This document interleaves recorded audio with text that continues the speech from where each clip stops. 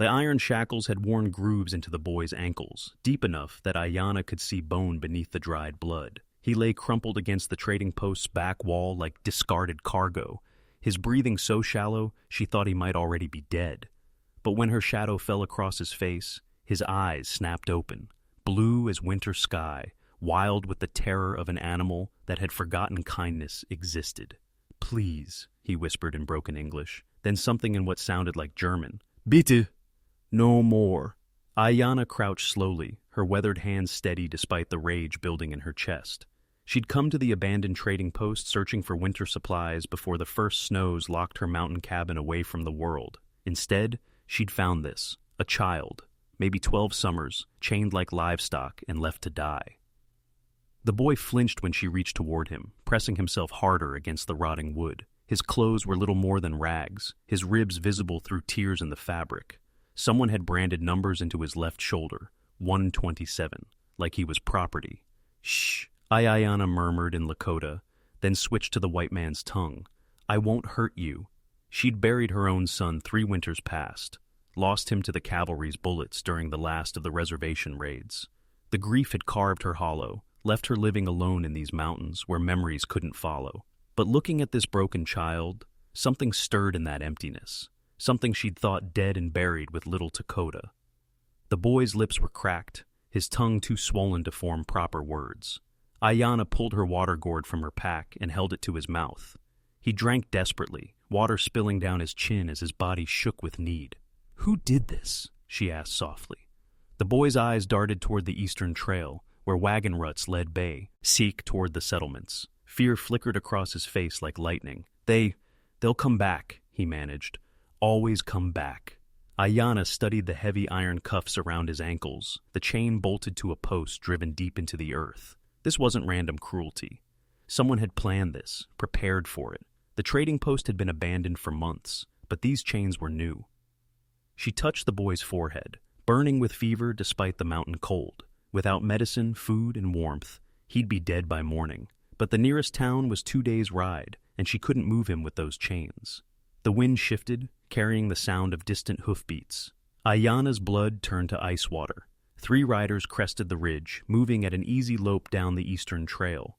Confident, unhurried, like men checking on livestock they'd penned for slaughter. The boy heard them too. His whole body went rigid, and a whimper escaped his throat.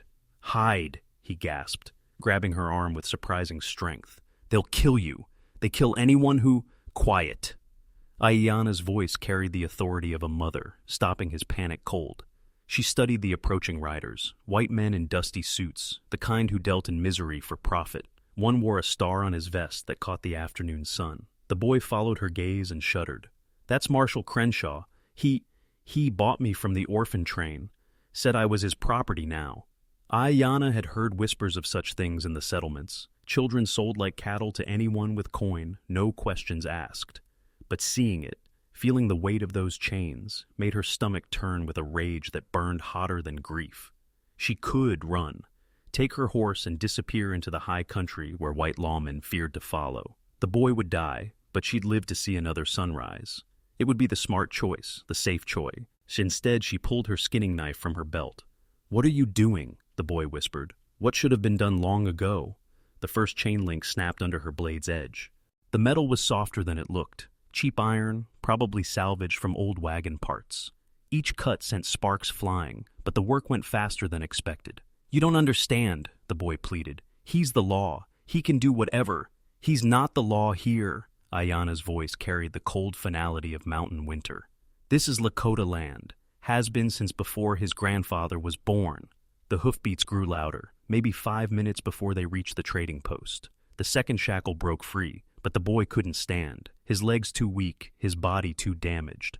Ayanna scooped him up, like she'd once carried Lakota after his tumbles from tall trees. The boy weighed nothing, all bones and fear and fading hope. "What's your name?" she asked, settling him onto her horse. "Johann," he whispered, "Johann Schmidt." Too many sounds for such a small boy. She swung up behind him, feeling him relax slightly against her warmth. "I'll call you son. That's all the name you need now." The riders were close enough now that she could make out their faces. Marshal Crenshaw rode in front, a thick man with dead eyes and hands that had never known honest work. Ayanna kicked her horse toward the mountain trails, but she knew they had been seen. "There, the savages got my property!" Crenshaw's voice cracked like a whip across the valley. Ayanna heard the metallic click of rifle actions, the thunder of hooves as 3 horses pounded after them. Her mare was strong and knew these mountain paths, but she carried double weight while the pursuers rode fresh mounts. Johann, son, clung to her with what strength remained in his thin arms. "They'll catch us," he whispered against her shoulder. "They always catch us." Not today. Ayanna guided her horse up a narrow deer trail that switched back through the pines. Behind them, Crenshaw shouted orders to his men. "Spread out, cut off thieves. Ahai passes, take the woman alive for questioning." A rifle shot echoed off the canyon walls. The bullet splinked off granite 20 feet to their left, sending rock chips flying. Warning shots. They wanted their property back undamaged. The trail grew steeper, winding through stands of aspen that glowed gold in the dying light. Ayanna's horse was breathing hard now, foam flecking her neck. Another few miles and she'd collapse. "Up there," Sun pointed with one trembling finger toward a narrow crack in the canyon wall. "Cave?" Ayanna squinted at the shadow he had spotted. Maybe, but if it was just an alcove, they'd be trapped up like rabbits in a hole. Still, the horses couldn't climb that steep scree slope. They'd have to continue on foot. She dismounted near a cluster of boulders and helped Sun down. His legs buckled immediately, but he gritted his teeth and stayed upright. Tough boy. Survivor. "Can you climb?" He nodded, though sweat beaded his fevered face. They scrambled up the loose rock, Sun moving on pure determination, while Ayanna supported his weight. Below them, the 3 riders reached the boulders and dismounted. Crenshaw studied the scree slope through narrowed eyes. "Marshal," one of his men called. "Sun's setting. These mountains get dangerous after dark." "That boy represents $50 of investment," Crenshaw snarled. "Plus the woman's worth 20 as a curiosity. We're not leaving empty-handed." They started climbing. The crack in the rock was deeper than it looked, a genuine cave that tunneled back into the mountain's heart. Ayanna pulled Sun into the darkness, just as the first pursuer reached the entrance. "Come out, woman," Crenshaw called. His voice echoed strangely in the stone passage. "Return my property, and I might forget you were here." Ayanna pressed deeper into the cave, feeling along the walls with her hands. The passage queue, reeved left, then opened into a larger chamber where faint light filtered down from somewhere above. Ancient pictographs covered the walls, her people's stories painted in ochre and charcoal. This was a sacred place, a sanctuary. And at the back of the chamber, barely visible in the dim light, sat an old man wrapped in a buffalo robe. The old man's eyes opened slowly, like he'd been expecting them.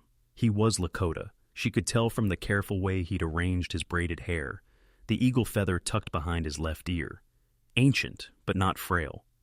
His presence filled the sacred space like smoke from a prayer fire. "Grandmother," he said in their language, though he was clearly older than her by many seasons. "You bring a lost one to the healing place." Sun pressed closer to Ayanna's side, overwhelmed by exhaustion and fever. The old man studied him with eyes that had seen the world change too many times. "He's white," Ayanna said unnecessarily. "So was the morning star, until it learned to shine in darkness." The old man gestured for them to approach. "What do you call him? Son?" Something that might have been a smile creased the elder's weathered face. "Good name, better than the one carved into his shoulder." Outside, they could hear Crenshaw and his men arguing about whether to enter the cave. Their voices echoed strangely in the stone passages, distant but getting closer. The old man reached into his medicine bundle and withdrew a small carved bear, no bigger than Ayanna's thumb. He held it out to Sun, who stared at it with wide, fever-bright eyes. "My grandson made this," the elder said in careful English, "before the soldiers took him to the boarding school, before they cut his hair and told him to forget his name." He pressed the carving into Sun's palm. "He never came home, but maybe he sent you instead." Sun's fingers closed around the tiny bear. For the first time since Ayanna had found him, something other than fear flickered across his face. Wonder, maybe, or the first fragile breath of hope. "I had a son once," Ayanna whispered, switching back to Lakota so the boy wouldn't understand. "The cavalry killed him. And now you have another." The old man's voice carried the weight of prophecy. "The spirits work in ways that break the heart to heal it. Footsteps echoed in the outer passage, Crenshaw's voice, closer now. "Fresh tracks lead right into this hole. They're in here somewhere." The old man stood with surprising grace and walked to where the ancient paintings covered the walls. He touched one image, a bear standing over a smaller figure and pressed against the stone. A section of the wall swung inward on hidden hinges, revealing another passage that led upward toward distant starlight. "The mountain has many secrets," he said. "This path leads to the high meadows. By dawn, you'll be in Canada." Ayanna helped Son to his feet. The boy swayed but stayed upright, clutching the carved bear like a talisman. "What about you?" she asked the elder. His smile held no fear. "Someone should greet our visitors properly, tell them old stories." The hidden passage led up through the mountain's heart, emerging beneath a canopy of stars in a meadow Ayanna had never seen before. Son collapsed the moment they reached level ground, his strength finally spent. But when she knelt beside him, his breathing was easier and the fever had broken. "Am I really your son now?" he asked in the small voice of a child who had forgotten what safety felt like. Ayanna touched his face gently, the way she'd once touched Lakota before sleep claimed him. "If you want to be." Behind them, far below in the sacred cave, they heard Crenshaw's frustrated shouts, echoing off ancient walls. The old man's voice answered, speaking in Lakota, telling stories the white men couldn't understand. Stories of bears and lost children, of mothers who found what they needed in the last place they thought to look. By morning, the three riders had given up their search and returned to whatever hell they'd crawled from. The old man was gone too, vanished like smoke, leaving only the carved bear and the memory of his blessing. Ayanna built a life in the high country with the boy she called Son. She taught him to hunt and fish, to read the weather in cloud shapes and find direction in star patterns. He learned her language, and she learned his stories, tales of a Hamburg orphanage, a ship crossing dark waters, the moment chains first closed around his ankles. But mostly, they learned to heal together. Son grew strong in the mountain air, his laughter echoing off canyon walls where only wind had sung before. He never forgot the carved bear, carrying it always as a reminder that sometimes salvation comes from the most unexpected places. 3 years later, when word came that Marshall Crenshaw had been found dead in a Denver alley, apparently killed by someone who knew exactly where to place a knife, Ayanna felt no satisfaction in the news. Justice had its own way of finding men like that. She was too busy teaching Son to braid hawk feathers into his dark hair, watching him become something new, neither white nor Lakota, but both and neither, like the morning star that learned to shine in darkness.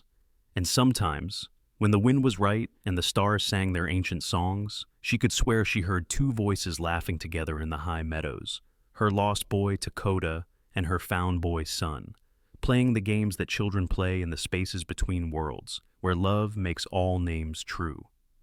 The mountain kept their secret, and the secret kept them safe. Stories like this aren't just told, they're felt. If you felt it too, subscribe and stay with us.